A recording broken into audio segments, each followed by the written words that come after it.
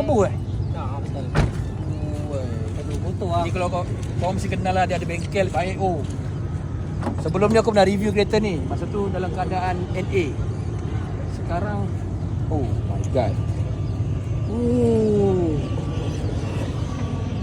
Macam mana nak jalan ni?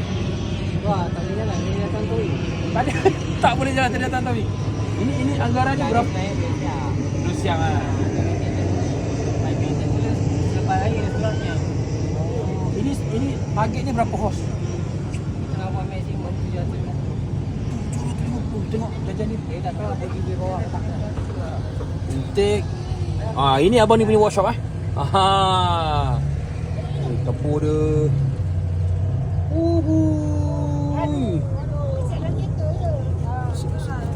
Semoga tercapai 750 horsepower tu. Ini memang superb babe. Jangan tanya berapa second dapatkan dulu 750 horsepower baru tanya second. Okay, well, thank you. Respect level.